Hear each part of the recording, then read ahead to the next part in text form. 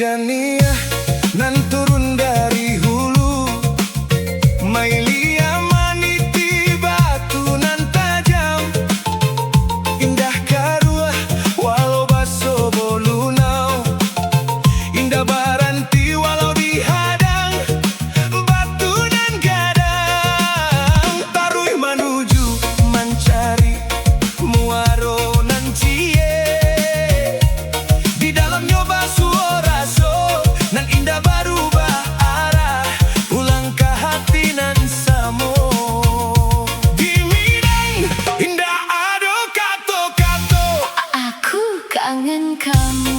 Adonyo jawanan indah dape di uko jolongka, pandangan mata nan indah sampai ke tujuan. Senja menunggu matahari, bulan menyonsong malam, siang denai berjalan jo bayang, malam denai baduo jo angan. Di Minang indah ado kato-kato, aku kecewa sama kamu. Adonyo Bacando bulan di tengah malam, memberikan palito penerangan jalan, tapi kini tak hadang di awan kalam.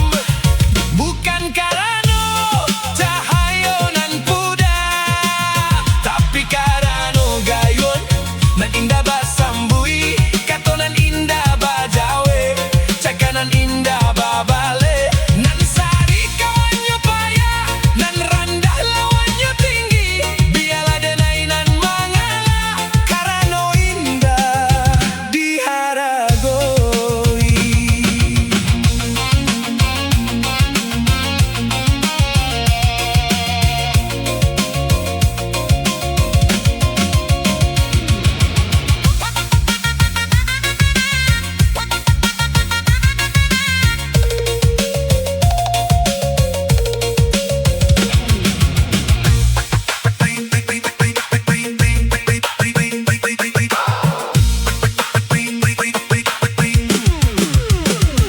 Di Minang indah ado kato-kato, aku cinta kamu.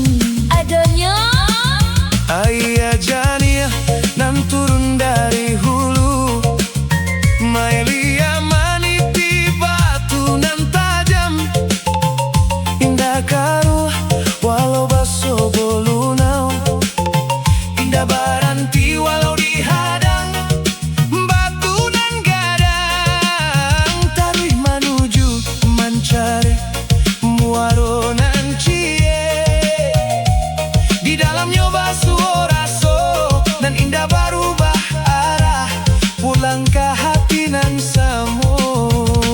Di Minang indah ado kato-kato, aku kangen kamu. Adonyo jawanan indah dape di uko jolongka, pandangan mata nan indah sampai ke tujuan. Senja menunggu matahari, bulan menyonsong malam, siang denai berjalan jo bayang, malam denai baduo jo angan. Di Minang indah ado kato-kato, aku kecewa sama kamu.